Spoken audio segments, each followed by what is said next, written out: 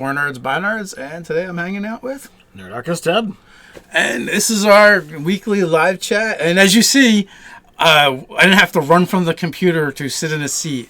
So that means something. It means we have someone else manning the button this week. Does that mean is it Nate that's over there? No, Nate is tending to Tribe of Six Children or something, I think. So then, who do we have pushing buttons? So you may have noticed this week on our Twitter, we've been a little bit more active. We've got different things going on over there. Well, that is thanks to our intern. We can actually say intern, not unpaid volunteer. We actually have someone that we've been working with for months to get him in as an internship. He actually put a lot of legwork in for us, and that is Jake. Jake, you want to just come over here a little bit and pop in? Jake is a real live person, and he is officially Nerdarchy's intern. He started on Monday. Jake was kind enough to reach out to us back in December, and the two of us, were communicating back and forth and trying to find out who we need to talk to, because Jake is interested in doing what we do, learning from us, and he's currently with the military, and they have an official internship program. Yes, so essentially your tax dollars are going to work via Jake to help us out. So, reaching out to a variety of different people, emails, phone calls, numerous Facebook posts back and forth between Jake and I of this person failed, or, I don't know who to contact next. Conference calls, many things that felt like, this is where the thing stops. But, either Jake or myself, persevered on. Eventually it got to the point that, we had a conference call. It looked like nothing was going to happen. And Jake's like, no, I will not let this fail. And, he reached out and found one more thing. We got paperwork. He got it approved. And voila, it has happened. It's a thing. So Nerdarchy has a slave for the next 6 months. Well, he's not really a slave. He gets paid, so. It's true. I made my death saving throw, so I made it. Yeah, so you're good. So that's really cool. We're happy to have Jake on board, and hopefully he actually does learn some things. I don't know what we have to teach, but we're going to find out together. But so far so good. But so please all welcome Jake to the Nerdarchy crew, and help us treat him like an intern. However the interns are supposed to be treated. Yeah. Well, and also, so he's manning the chat for us today. If you have questions, feel free to ask, whether they be about us personally, D&D, RPGs, whatever. You can ask about Jake if you want. I don't know if he'll answer or not. But just put a question in front of it beforehand, so it makes it a lot easier for Jake to pick them out. We have our next giveaway to announce later on. Not who's getting it, but what it's going to be. Those are always done the first of the month, and then the second Saturday of the month is what we're giving away next. Woohoo. We have a game to announce because we do the monthly fan games. So, yeah. Nice. So I guess this is the first week of the Brian Stoneman videos has gone up. We got a great response over there. People like it. So there might be some difference between video to video as we made some tweaks as we were filming them. And if it's something we continue with, hopefully we'll get better and better at it. Brian will get more used to working with us on a regular basis, so he'll get better at shooting us, and then as well as doing the editing afterwards. I think we're definitely going to do another batch of these after the first. But we've got 7 more to go out, so Monday another one will go up, and we're just going to do one a week until we're done with these, or until we decide to make it a thing. I don't know. So it's a little costly, so right now it's only going to be once a week, but who knows what the future holds. Absolutely. So if he's going to get better at shooting us, does that mean his proficiency modifier is going to go up? One would hope. Or the stat adjustments. Stat adjustments. But generally they kind of go up in conjunction with each other. That is true. So, and if you don't know, Brian Stoneman is what was the guy behind the camera and the editing for that video. He's working on, and we'll be releasing at Gen Con, Eye of the Beholder, the Art of D&D documentary. He's done Plastic Galaxy. It's another documentary about Star Wars toys, which is really cool. Go check it out. He's also doing the Netflix series, The Toys That Made Us. and he's been in journalism for like 20 years or something. So like he for real knows what he's doing. So it's kind of cool to get him involved. As is evident by the awesome video that dropped, and it's got a lot of views on it. I'm happy to see that. Yeah, I was really impressed with like how well he made us sound. Can't really do much to make us look better, but he made us sound really good at any rate. Removed all the Jerseyisms and the ums and the ahs and the fillers, the pauses, the things we're known for. The things we're known for. All right. We have our first question. Kelsey asked, do you think there is a point that there is too long of a break between campaigns? Or rather, in a campaign? Yes. But it has more to do with your group than the group dynamic for gaming and just groups in general. And social dynamics than it does with the actual game. It becomes inertia, right? If you stop doing a thing, it'll be harder to get your group moving again to play another game.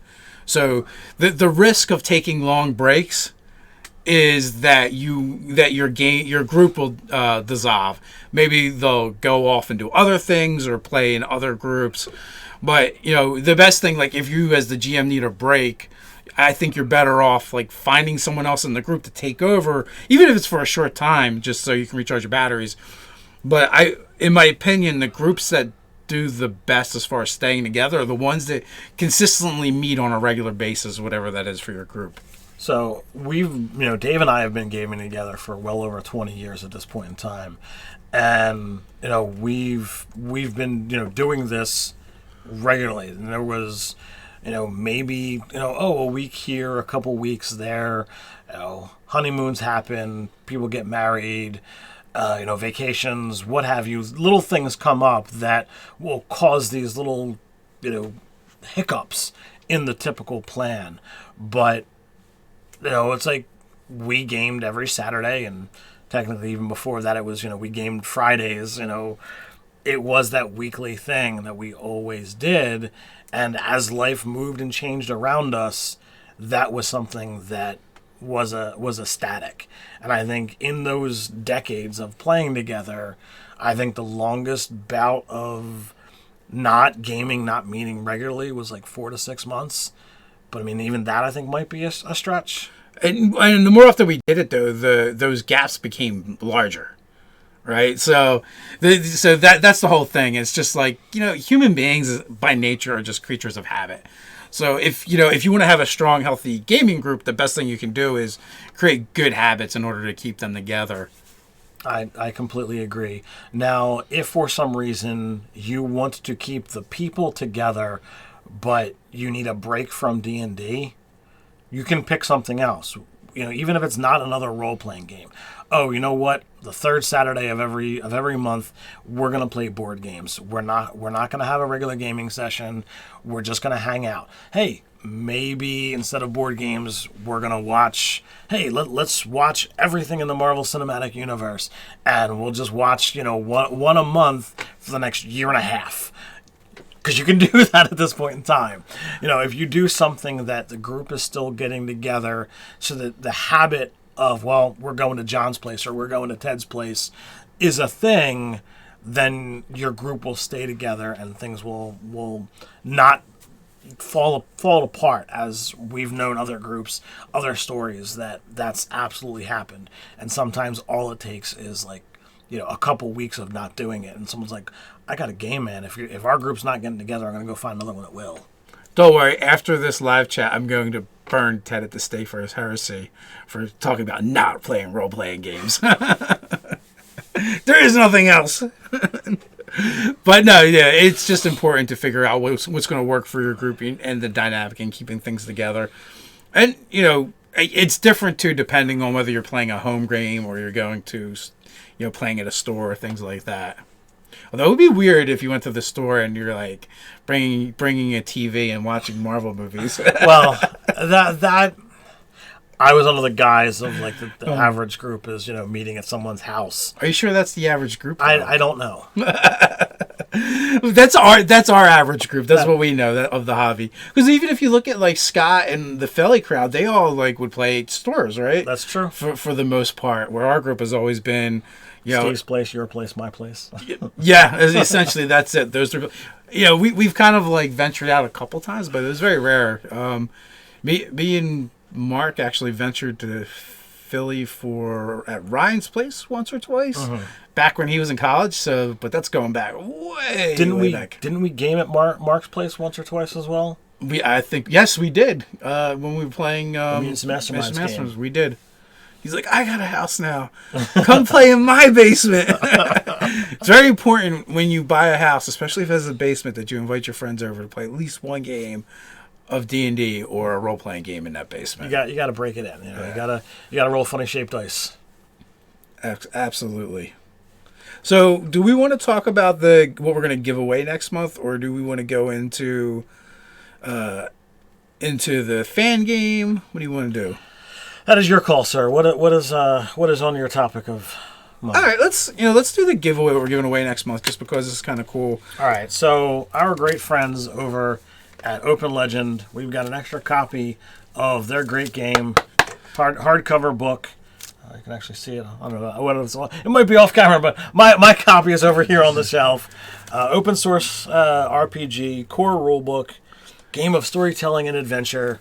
We also have the deck of Boon and Banes. It's a big part of the game. And you can actually just go over to the website for Open Legend and get all the rules for free if you want. You don't actually need any of this stuff. But, I like having the book. There's a lot of great art in there.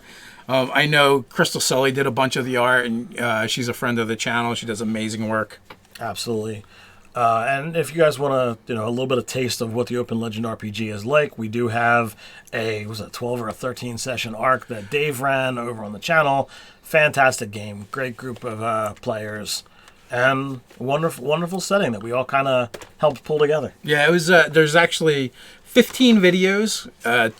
Two of them were kind of our session 0. We stretched out over two Fridays. 2 Fridays, and then we played 13 sessions, and it was supposed to be 12. It was a sponsored game by Open Legend, Brian Feaster, but because of some things in the campaign and how the game kind of went, 13 just seemed like the right number.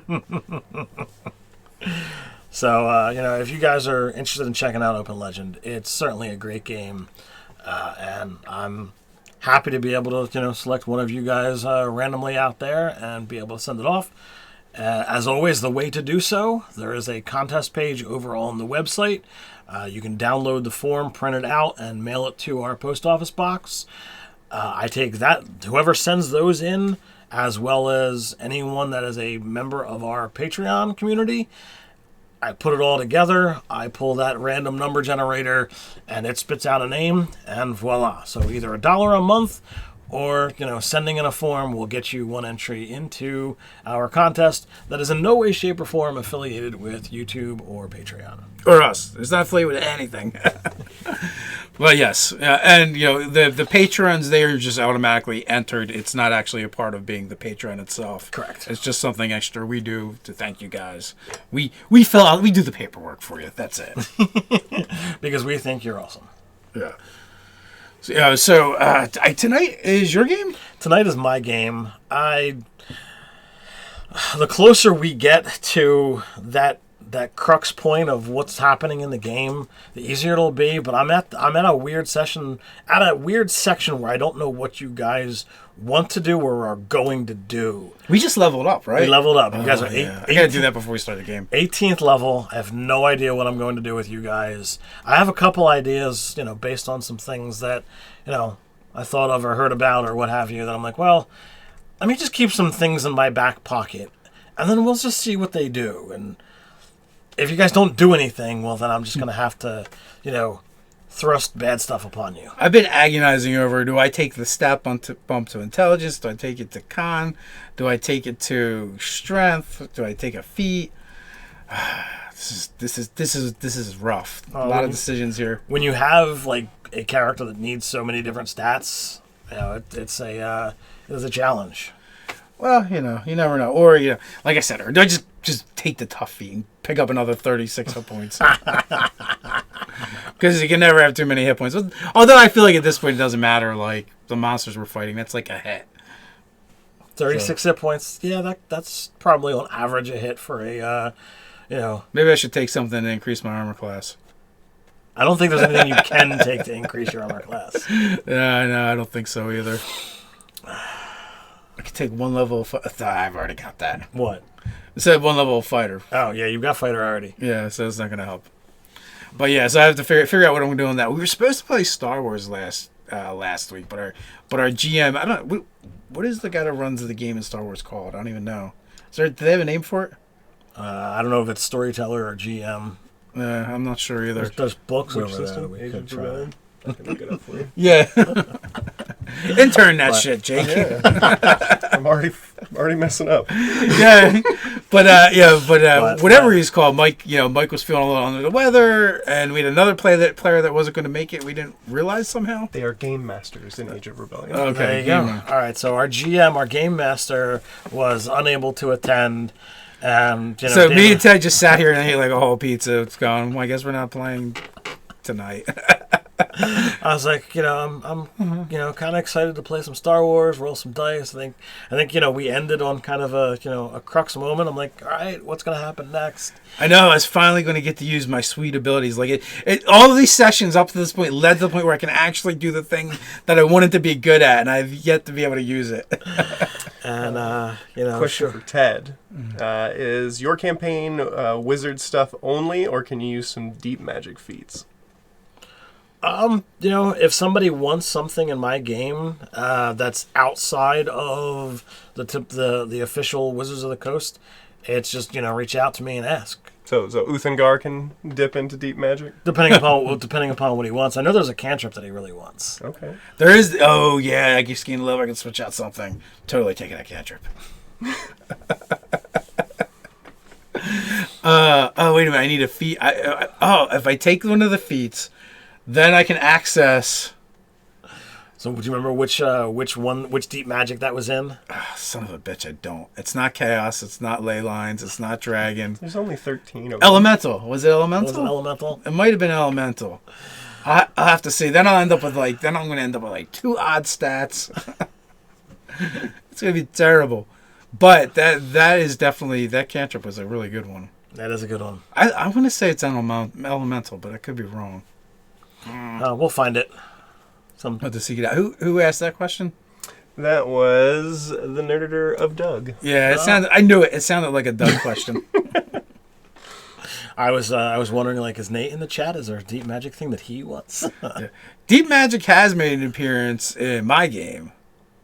Yes, it has. Because Relian's using it. Relian has wound up unlocking void magic. And I'm now interested to see what you're going to do in that game because, I'm like, well, let's make some interesting choices, and he certainly did. You're correct. It was in the elemental magic. Oh, okay. Doug has encyclopedic knowledge of everything. He also has the internet at his fingertips right now. So well, that's true as well. I wouldn't be surprised if he just knew though. That's probably true. Yeah, so I'm going to have to look. Another 4d6 damage when I hit things with me axe would be great. Nate is here as well. Bum, bum, bum. The chat is full. Yeah, so with that, like I said, that was disappointing not to play Star Wars last week. Sigh. Crying our pizza. So what do you want to do in tonight's game other than, get a new cantrip? I gotta figure out what I'm gonna do next time. I don't know. What did we do last time? I can never remember. Last time, spoilers for you guys who are out there. Oh yeah, yeah. You guys went into the darkness world. Oh, is that what happened last time? Ryan, one of Ryan's agents found the book. Found the book, and inside there was a little dark archway. We'll keep it vague so you guys have no idea what we're talking about. My games, I tend to do a lot of stuff with extra-planar nonsense. And that's what that last session was. So, and in the beginning of that session, it was like, hey, what are you guys going to do this session? Yeah. So we're still there, huh? No, you guys got out. No, not there. We're still at the point where, what are you guys going to do this session? Yeah, well, I mean, so we have to go kick down that gates of hell. The only thing you guys have on the agenda to do that's actual story driven thing that's not just a we need the blood of the sun, right? You want to kill the sun. which is going to take finding him and what have you.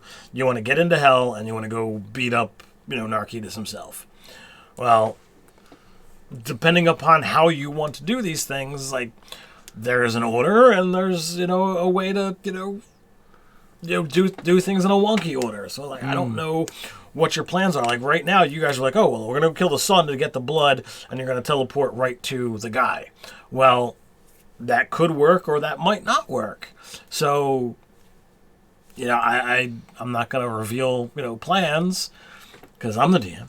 Well, that does make sense. So, is Nate going to be here for the game? Nate said he will be here for the game. By then, his wife should be back, and she'll be able to deal with the fever baby. Okay, well that's good because I don't know. I don't think we should storm the gates of hell without the cleric this time around. Anyway, since we've had a cleric the whole time. The Doctor 534 asks, I had a barbarian destroy a shrine to a god. Have you ever had to break out a Hound of Ill Omen on a player? I've never used one on a player, but I've had it used on me as a player. Does that count?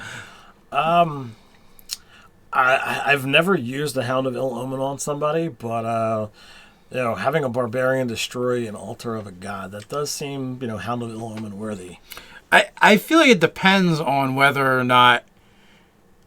Like, if you are the follower of that god, it would be more of a problem than if you were just like a raider and be like, screw you and screw your god. That's true.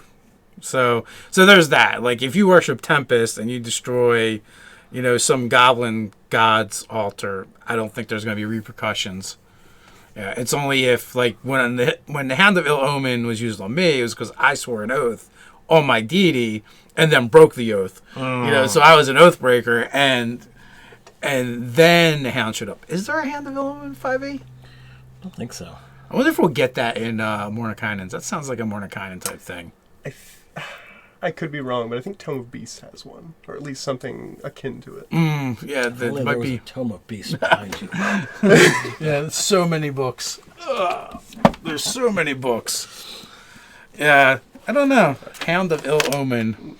Nate says he will be here. Bam. You can't go without mass heal. 700 hit points, baby. Yeah. Until the beholder shuts down all magic. You guys already did the beholder. All right, it's going to be an H. You're going slow through. I think this one starts with an M because they don't call it Hound of. They call it something else. Like it's somebody's name, I think. Oh. I will take your word for it. Yeah, I mean, I can look it up so you guys can continue going. I hate to derail this. No, it's more interesting for them to watch. Look, as he thumbs through pages. Hold on, we're going to go out and get a pizza and come back. Just don't go anywhere. Well, we are definitely in M's. Mingwell, it actually looks like a lion thing. I don't know if that's the thing. Keen smell, pack tactics. Yeah, that wasn't. Nah, that probably is not it. Guys, got Tome of Beasts as a great book. You should go over on Amazon, throw a link, and buy it. I love Tome of Beasts. Tome of Beasts is a great thing. Had like 100 adventures out of just that book. Oh yeah, I still all the books I have. I barely venture out of the monster manual, to be honest with you. And then I like twist and just reimagine the monsters over there. Yeah, you do a fast and dirty kind of thing. I also really like the Kobold Press. What was it called? Demon Cults and Secret Societies. I found that book incredibly useful because it's got built-in. Hey, I need to run something here. Oh, let me turn to a random page. Select this. Bam. Adventure tape. The kind of the holy trinity for third party is like, I think for us is like Frog God, Nord, and Kobold Press. Yeah. Yep. Frog God's 5e Foes. I love that book. The Limitless Adventure, they're doing some decent stuff as well. It's a really good time for RPGs right now. Yeah, especially in the D&D vein. I wholeheartedly agree. And with stuff showing up to Kickstarter, you can get all kinds of great stuff, and you can get it before anybody else if you back it. So there's a Kickstarter right now that's it'll be on our Kickstarter corner tomorrow. And for you guys that don't know, we do a Kickstarter corner every Sunday over on the website. you actually can jump down to the description below and look at this past week's one if you want an option. But when we put together, here's RPG related stuff that's going on. So there's a 5e Shadowpunk, or not Shadowpunk, so Cyberpunk that is kind of very Shadowrun-esque. The Core 2050. Yeah, that looked pretty good. And the folks that are doing it, they're in Philly.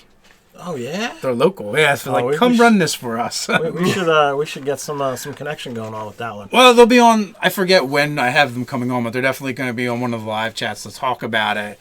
So I figured that's when I hit them up for. Hey, why don't you come run a game for us? But if I remember correctly, I think they said they got like 36 archetypes that are going to be in that book. Yeah, because they're doing like 3 for each class. Yeah, as well as all of the rules for munitions. So I think it's a pretty cool thing. So the hard part with doing anything that's like modern or futuristic, it's like, how do you make it so the place where you start falling behind is like spellcasters, believe it or not, is because it's like it becomes better to just throw grenades and shoot things at a certain point. Well, I mean, you can take a look at the gunslinger and look at the rules that they have to deal with, and yeah, but that doesn't really apply to modern. I'm getting there.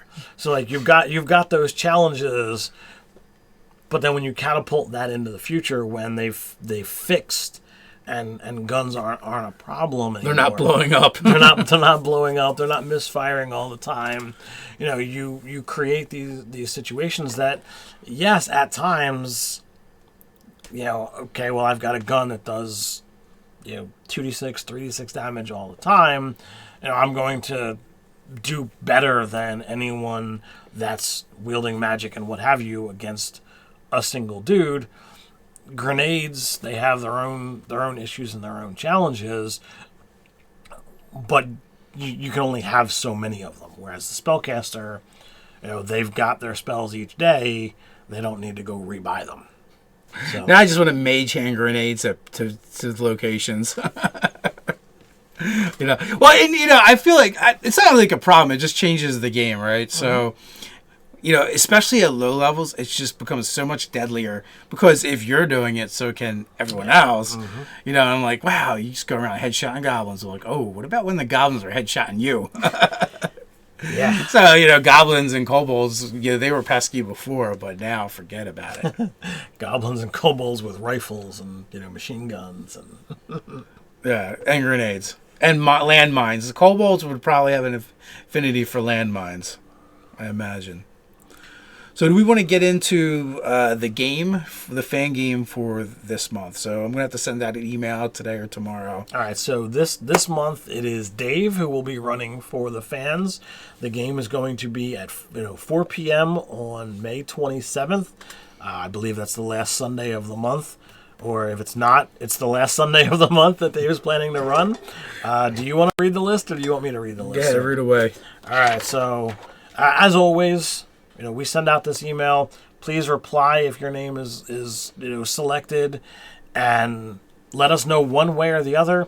Most cases, we don't get enough responses that can do it, so then we find alternate ways to fill those roles. So the players are Casey Emery, Malachi Buchard, Bards in the Basement, GM Riffin Becker, and Joel Lundgren. The alternates are Scott Minyard, Kyle Bogdan, Chad Drake, Eric Schaefer, and Albert Van Sandvoort. Anyway, look for your email and see if you get an email from Dave saying that the game is. And all honestly, like the alternate doesn't even mean anything most of the time.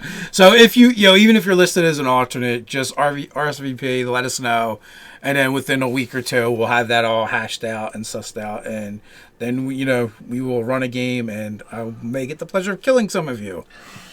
So Dave will figure out what level and all the typical jazz, and that should hopefully be in that first email.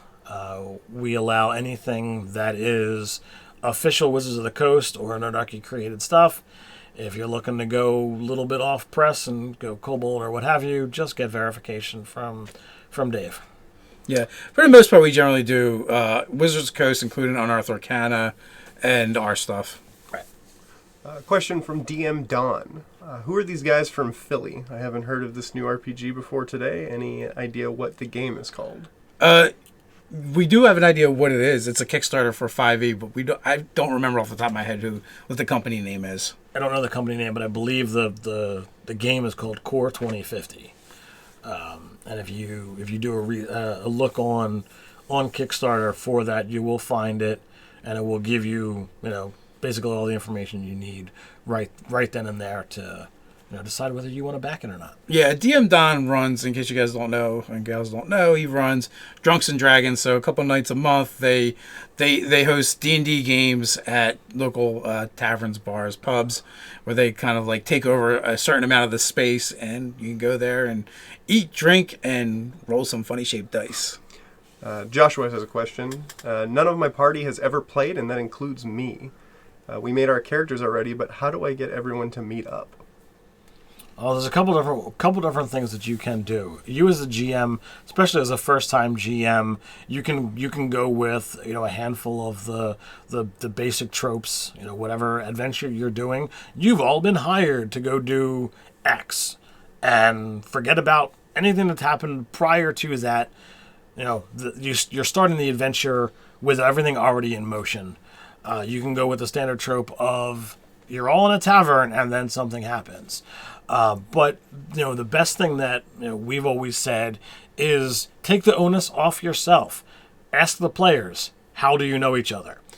You're going to have to come up with the story, the NPCs, everything that's going on. Let them decide why they're traveling together, why they know each other, how they know each other, and give you less homework. Yeah, like this was an epiphany for me after having to figure this out for 20 years or so. And then like someone's like, yeah, you know how I do it? I tell them to tell me how they know each other. I'm like, you can do that? Like, oh my God, it was like such an eye-opener. So you can start off right from the get-go and be like, how do you guys know each other? Why are you hanging out together? And don't accept the, I don't. Yeah, like if you get that one player who's like, the one lone wolf that always has to sit with his back to the wall, and I'm a loner. I'm so goth. Kick that guy to the curb. Don't kick him to the curb. Say look, we want to. This is a group game. Please play with the group. We're gonna go on the adventure. You're like, I got 6 edgelords. What do I do? Find a new group.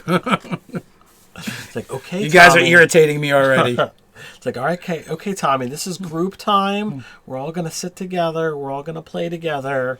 Or you can sit over there and you can slowly drink your ale while you stare ominously at everyone in the tavern and smoke. Including the adventure party that's leaving to go have an adventure. Josh thanks you and he appreciates it. Oh, you're welcome, Josh. Yeah. You know what? It's so much easier. It's so much easier when you just do that, and we've always made it so much harder than it needed to be. Like, you can do it that way if you want. Like, I've heard everything from I'm going to run a solo session with each player, and if you got the time and the wherewithal to do that, that's fine. Wherewithal. That too. But I know I don't, and I don't know, I don't know where you're. Like, we all have families and jobs and stuff like that, so it's hard enough just getting together once every couple weeks. Yeah, James Leslie said that you were correct. It's Core 2050, and it's by Legendary Pants. Legendary Pants. Right. Yeah, how could I forget that? Damn it! How could you forget a name like Legendary Pants? They're nice pants. So I've been emailing back and forth with them about that. So we're also gonna have Rich. I think it's De La Flare, something like that. He's one of the adepts on the DM's Guild, and he has Esper Genesis. It's like a sci-fi future 5e game, and he's going to be on one of the live chats in the near future as well. He had done a successful Kickstarter, and now I believe the books are either out or they're about to come out for everybody. Cool. But I think the Kickstarter people already have them. Nice. I know Doug's been robbing that stuff for his Spelljammer game. So cool. Yeah, we are getting so much like sci-fi and post-apocalyptic and all kinds of stuff in with Western. I think I've seen that as well. And with our 5e D&D, like you're not like you can play everything with 5e now, pretty much. Even though when everyone's asked like, how do you do this with D&D? I'm like, I wouldn't. And then like everyone goes out and makes the thing anyway. So now you don't have to figure it out. You can just go buy the thing that someone else made. There you go. It's an easy way to do it. Yeah, so you can never leave the safe harbor of D&D. Which I'm sure that makes Mike Merles and the folks at Wizards of the Coast happy. So I'll be at Origins. I'll be there and lonely, but I'll be there. The rest of the crew is going to be holding down the fort. We're abandoning them. Yeah, Doug was going to, but he works for evil overlords, and they won't let him use his time to get off that week. So. But, so we have that coming up, and then after Origins should be Gen Con, and that'll be me and you, and hopefully Doug. Looking forward to Gen Con, and I'm getting my brain ready to just explode. Yeah. So I'm hoping we can get in on Brian Stillman's game. He's going to be running a game. And it's not like it's not like an official game. He just like every year gets together with friends and invites them to this game. Right. Last year wasn't going to work out for me. I know what it was. He had one slot, and there was 3 of us. So I'm like, I'm not going to just go play without and ditch David, my son, and Doug. So yeah, Doug, babysit my kid. I'm going to go play D&D. Yeah. Yeah. So there's that, and then after Gen Con, we've got Gamehole Con. And that's October, right? November. Oh, so we got... I thought there was something in October. I don't think there's anything in October. Okay. I think there was almost something in October. Okay. Like where we were going to maybe go to Canada. Okay. But November is going to wind up being Gamehole Con and then PAX Unplugged. Yeah, PAX Unplugged is like the very beginning of December, very end of November. Right. So that's going to be kind of busy for us. So looking forward to that because that one's close and local. Unplugged, yes, it is. Yeah, I'm curious to see what they do for number 2. Like if they blow it up a little bit and go and have more stuff than they did at the first one. There's definitely enough space for them to have expanded beyond what they did. So. Well, yeah, it's right in the convention center in Center City. So. Yeah. So that was cool. That was a lot of fun. So if you were going to be at any of those places, reach out to us and let us know beforehand, because at some of them we are probably going to do some kind of meetup. Yeah, we always try to be able to see you guys. We or you guys, however you want to look at it, you guys get to watch us all the time, and we get to be brought into your life and do the things that you do. But we don't get a chance to meet you, say hi, hear your stories. And that's all, that's easily done when we go and travel to these conventions. So if you're going to be there, please reach out to us and let us know so that if, we get enough people together, we can make something happen. Yeah, so definitely for Gen Con, we're interested in maybe doing something with that. Gamehole Con as well, PAX Unplugged. Although so we've been talking a little bit with DM Don about doing something with Drunks and Dragons and kind of like teaming up to do some kind of event or something for PAX Unplugged, which, that one for us is like the easiest one to do because it's local, right. So we can look into things and try and like figure that stuff out. A lot of times we like to try and figure out if we can do something like the day before the con starts. Right. And I don't know how well that works out for everybody. But throwing it out there, you can email us at nerdarchy@gmail.com and see if that's something you're interested in. And keep your eyes peeled, especially to the weekly newsletter, because that's where we're probably going to be talking about that stuff. Fun. As well as these live chats. We just, you got to just keep saying the information over and over again. Pretty much. Well, we can't assume everyone sees every live chat anyway. What? So, we did forget to tell Jake one of his important duties as well. Well, what did we forget to tell him? He's the timekeeper as well, to let us know when we hit the hour mark. Okay. I figured he just, would know. Maybe. But, I feel like you guys are like, I'm just going to ramble on. And Yeah. Then next thing you know, your group's showing up for the game. Like, son of a... Well, we did a 4-hour live chat, and now it's time to play D&D. Yeah. This ain't no Twitch stream. All right. The Doctor has another question. You guys ever thought of publishing your own Griffin Af campaign setting? Seems a Realm Spelljammer setting to run. Griffin Gaff as a campaign setting. Technically, Griffin Gaff is just like the city that we run out of. If we were to do Chimes of Discordia as a world, it's something that we could do at some point in time, but I don't think it's going to happen anywhere in the near future. Yeah, like right now, so what we're probably going to do is release a lot of smaller products that come from our Griffin Gaff games, come from our Chimes of Discordia and the Ulthganya kind of continent, and then eventually maybe we'll compile things and put them into a larger campaign setting.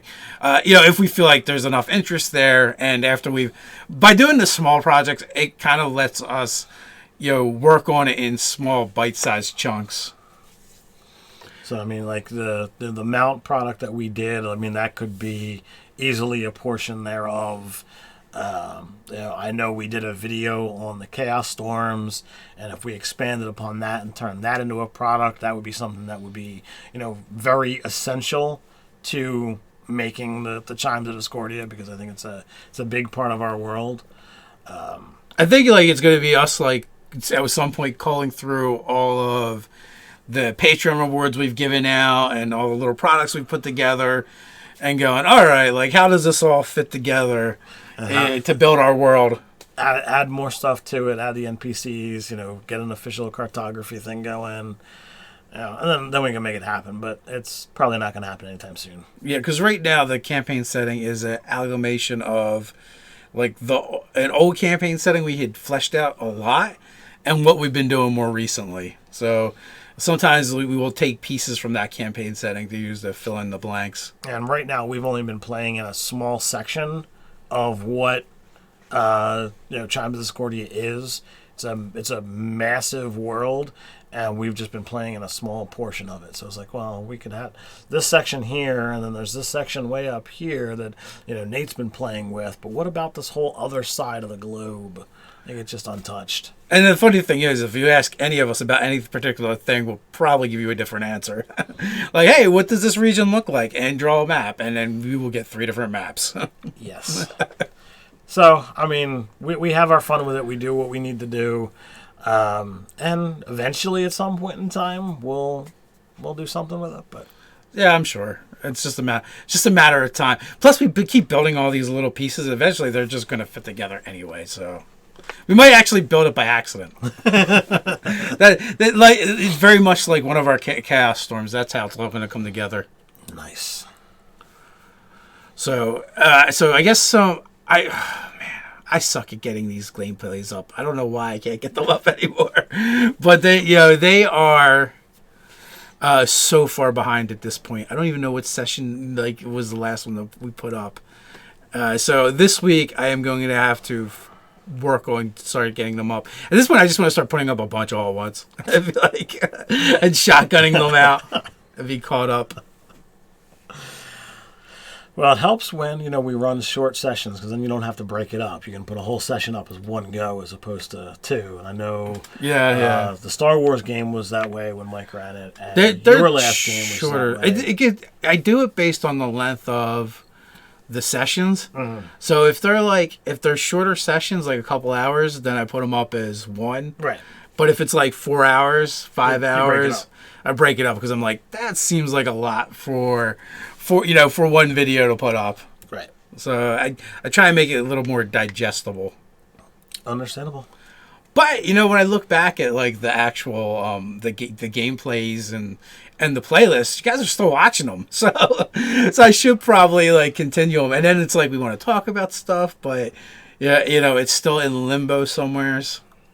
And that's why I kind of stopped talking for a while. I'm like, well, I don't know whether they had seen this or whether they had done that. They haven't. Well, I talked to one person and I asked about the Kraken. And like, oh yeah, we saw that. So I'm like, okay, good. I know we're not that far behind. Yeah, it might be further behind on my game then. I don't know. Well, I guess the kind of the thing is the thing with doing the gameplays is like they have to render overnight because they're so long, and by the time I get to the end of the night, I am done. I do not want to do any more work, and like because I've been working all throughout the day, and I was like, ugh, the computer gets like left in the basement. DM Don asking about the 911s. When are you guys doing a best of video? Best of our GM 911s. Wow, that's a interesting concept. We kind of did that live. Like we did a little bit. Yeah, we did a little bit of that at Concoction. Yeah, we went through and did a not so much a best of, but it's like these are the common things that we hear. Yeah, or like this was a strange one that we got that we decided to tackle.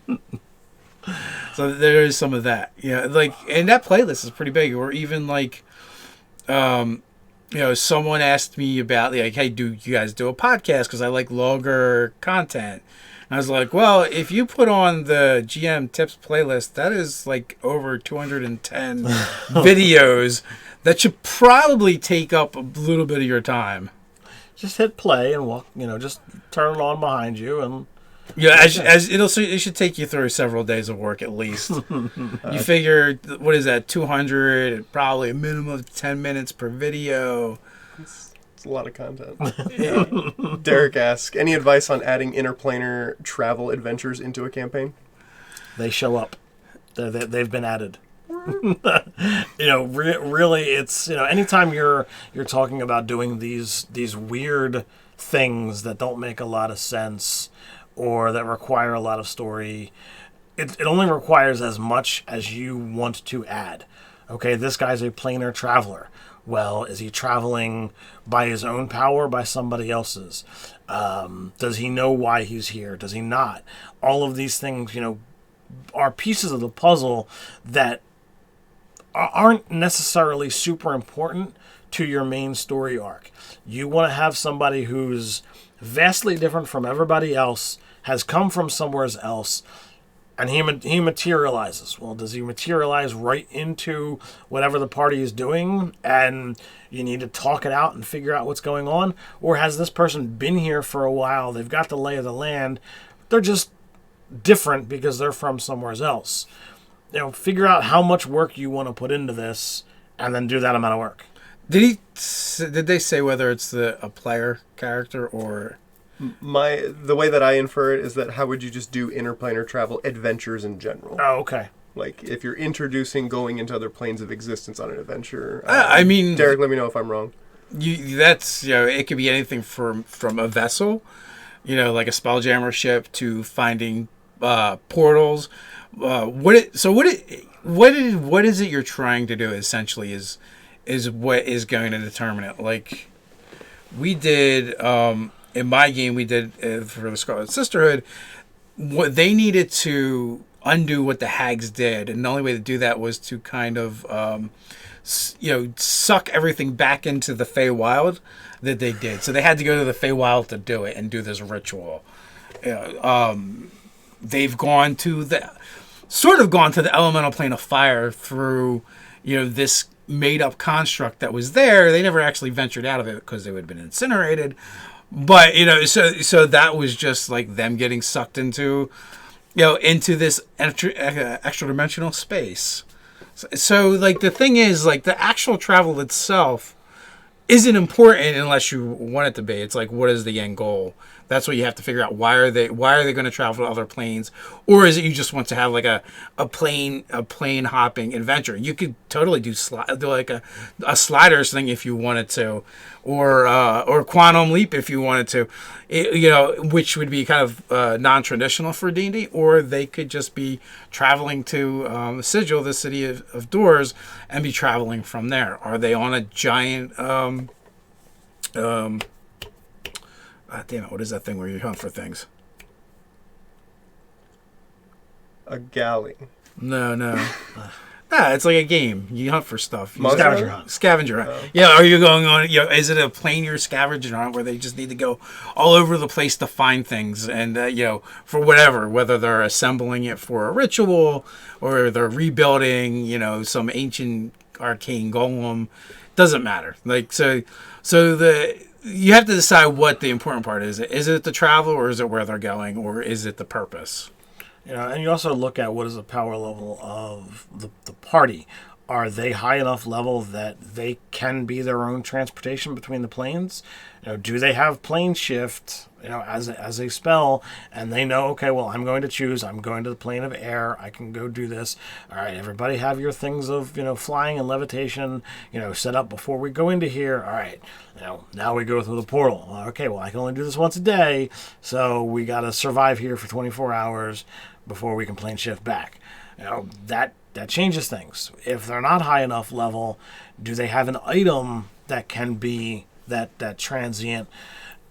And then again, do you have everything to survive? Going to the plane of fire, very different than going to the plane of water. You need different preparations to go to those planes. I know this happened in my game when they were in an encounter. And one of the players is like, well, I can just get us out of here with plane shift, except for it put in danger something that the other players cared about. It's like, no! Wasn't Ryan talking about plane shifting? Maybe. I'm like... Oh, wait a minute. Was it plane shifting or astral? So players that know me and played in many of my games over for a long period of time, they all fear the astral plane. You don't want to go anywhere near an astral dreadnought. Because I love astral dreadnoughts, and I'm like, absolutely, you've given me an excuse to use an astral dreadnought. This has nothing to do with anything. Astral dreadnoughts are everywhere in the astral plane. I don't care. If you talk to Dave. Yeah, they're like rabbits in your lawn. You just can't get rid of them. All you can do is mow them over, except for they mow you. So there's that. Mordecai's coming out soon. When is it? Like, that's supposed to drop, like, any day now, right? For the Watts stores? Yeah. And I will officially get a Astral Dreadnought. Nice. Like, now I could use it because I've seen the picture, and that's enough information there. You've seen the picture. Well, it's got the stat block. Oh, okay. Yeah. Nice. It's a picture of the whole entry, so. Well, that's pretty cool.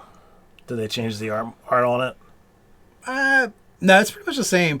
But from my understanding, from talking to the guys over at Jetpack 7, and I forget the name of the other company they have. They've done a ton of art for Wizards of the Coast. It's not that Wizards like reuses the same artwork. They just get it redrawn in the same style, so sometimes it does look the same. Which is kind of weird. Like, I wonder if they just don't have the art, like the original art. Uh-huh. They just they maybe there's replicas out there, but I think Brian and Seth had talked about that a little bit when we talked to them about doing the documentary they're doing on the D&D art. Is like at some point a lot of that stuff just like left TSR or Wizards of the Coast, so it's like just out there somewhere, or or in like people have it in their attics or basements and stuff. Old employees. Yeah, it can happen. So, which is sweet because that's a lot of cool art. Yeah. So I know we're gonna get like a bunch of races, kind of like Volo's Guide. So we're gonna get GIF, man. We're gonna get the space hippo. We're gonna get GIF just as the Doug Spelljammer game ends. Aaron Parks has a question. Do you think that a bag of holding into a portable hole could be used to escape from Ravenloft, or would it just suck the astral beings into the demiplane? That's an interesting question. Number one, what DM is allowing you to have both a bag of holding and a portable hole in Ravenloft?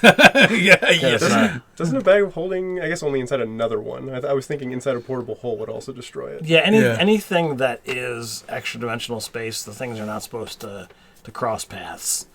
It's like Ghostbusters crossing the streams. Like I think there's some people who are leery about taking bags of holding and that kind of stuff inside a Liam's tiny hut or a magnificent mansion. But that being said, each GM is going to do what they're going to do.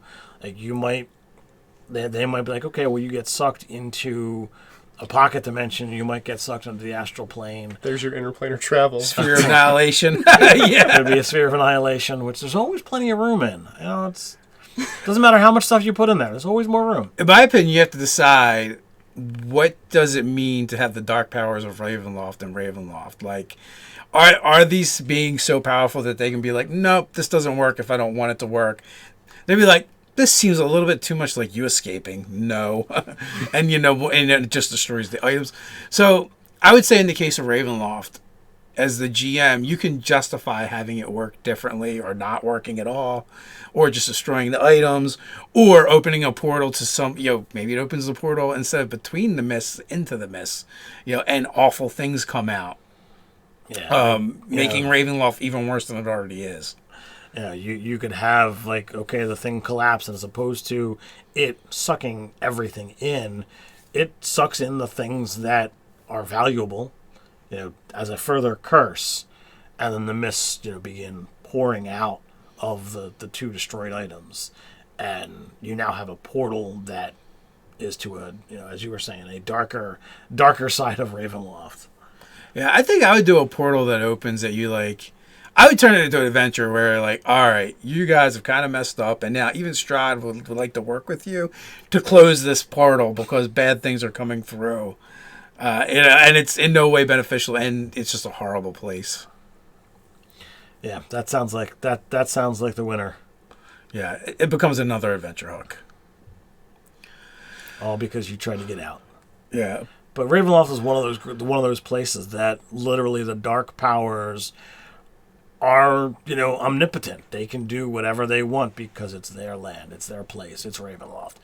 You don't screw with them, or they will screw with you. It is. I'm a little sad that we haven't gotten more Ravenloft stuff. Like, we're probably not going to, because there was so many good supplements and novels that came out for Ravenloft in the AD&D and maybe 3.5 days as well. I didn't spend a lot of time in Ravenloft, but I did some. We had a planar hopping game well back in my past. Nate and I our traversing adventures of 2nd edition. I didn't play much in Ravenloft, but I had all this stuff, like, because my favorite thing was the box set, and it had like all the dark domains in it and the different rulers. Mm-hmm. So that part was pretty sweet, and also like the Lord Soth books were amazing. Right. So Knight of the Rose, or no, was it the Black Rose? I don't remember, but I believe there was like 2 of them. Mm-hmm. And he had this, like, crazy henchman that was a were-badger dwarf. And kind of being, like, cursed and kicked out of his clan for being a murderer. So, a dwarven were-badger. Yeah, and not only that, like, Lord Soth was the only person that was so bad that he got kicked out of Ravenloft. They're like, yeah, there's nothing we can do to torment you. And you just go back to where you came from. That's a lot of fun. Yeah, and then I think his lackey actually ended up taking over his dark domain. So, like, his torture was he had all these banshees that would retell his tale, but they would always sing it wrong, which infuriated him. But because it was basically his dishonor, and like to him it was like really important to keep that straight. And like it's like every time he's like given a chance to kind of like fix it, nope, does it again, same way. Completely unflinching and unrepenting. Well, sometimes that's just what you need out of a villain. So, what's our time check? You're good. We're good? Yeah. All right, cool. With that, guys, we're going to shoot some videos, grab some lunch, and we're going to play some D&D tonight. Roll some funny shaped dice. The live chats will be going on as always during the week, and we'll have Monday. Look for that Brian Stoneman video. So with that, until next time, stay nerdy.